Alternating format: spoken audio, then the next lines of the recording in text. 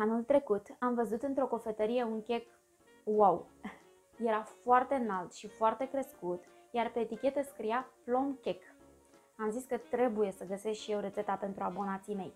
De atunci am încercat zeci de rețete, fără exagerare, dar niciuna nu era ce trebuia. Cine persistă însă are sorți de izbândă, așa că astăzi sunt mândră să vă prezint rețeta de plum cake. Este într-adevăr un cake grozav care practic își dublează volumul la cuptor. Așadar, să vedem de ce ingrediente avem nevoie. Ingrediente: 200 de grame de unt gras covalac de țară, 2 portocale medii netratate, 320 de grame de făină, 200 de grame de zahăr, 5 plicuri de zahăr vanilat, 2 plicuri de praf de copt, 6 ouă la temperatura camerei, opțional 60 de grame de ciocolată bucățele sau stafide, puțină sare și puțin ulei. Preîncălzim cuptorul. Pentru cuptorul electric alegem un program cu ventilație, dar care nu dă căldură de sus.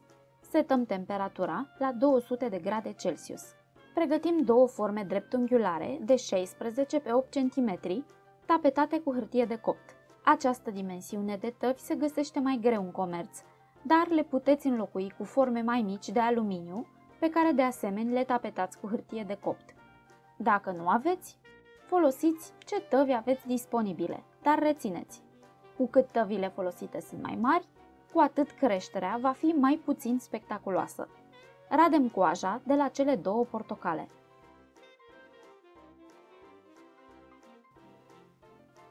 Apoi le stoarcem.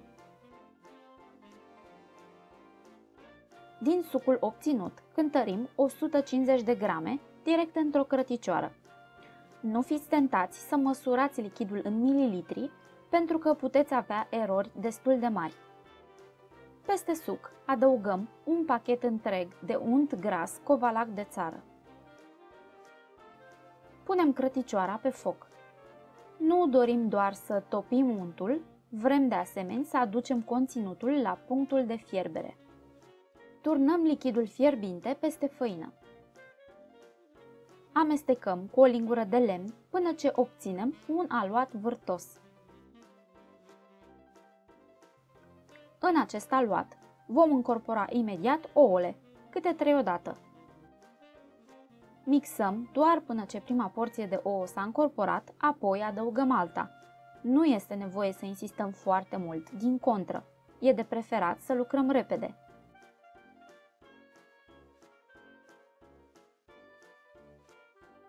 Apoi adăugăm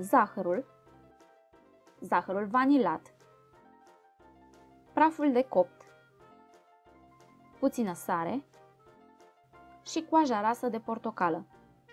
Le încorporăm și pe ele. Praful de copt în această rețetă are un dozaj mai mare decât în mod normal, dar nu fiți tentați să-l reduceți. Aceasta este singura metodă de afânare într-un aluat foarte dens. Nu vă faceți griji, nu se va simți în niciun fel în produsul finit. Un pas foarte important este omogenizarea aluatului cu un blender vertical. Se poate folosi și un blender mare puternic sau un robot de bucătărie puternic. Nu se poate folosi mixerul de mână pentru acest pas. Trebuie să blenduim aluatul minim 5 minute după ceas. Cu acest aluat umplem tăvile de chec pe 3 sferturi. Într-unul din checuri am să mai adaug 60 de grame de ciocolată tăiată bucățele. Se pot folosi și stafide dacă preferați. De fapt, în rețetarul de cofetărie românesc, acesta este un cake cu fructe confiate. Un alt pas important și specific pentru orice rețetă de plum cake este crestarea aluatului. Se ia o gripcă de plastic și se înmoaie bine în ulei. Se crestează aluatul pe mijloc. Putem face o mișcare scurtă stânga-dreapta și scoatem gripca. Pe linia acestei tăieturi va crește checul. Dacă nu îl crestăm, el va crește strâmb. Dăm la cuptor și imediat reducem temperatura la 180 de grade Celsius. Coacerea durează aproximativ 40 de minute sau până ce scobitoarea introdusă în centru iese curată. Și cam așa arată. Vă aduceți aminte ce volum de aluat am introdus în cuptor și iată ce volum am obținut acum. Este într-adevăr spectaculos.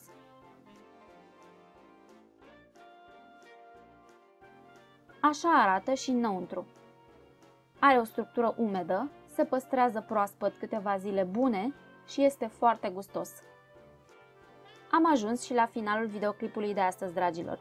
Rețeta aceasta de cake nu este deloc complicată, timpul de pregătire este foarte scurt, iar rezultatul extraordinar. Dar este foarte important să respectați rețeta întocmai. Pe data viitoare, sănătate și numai bine!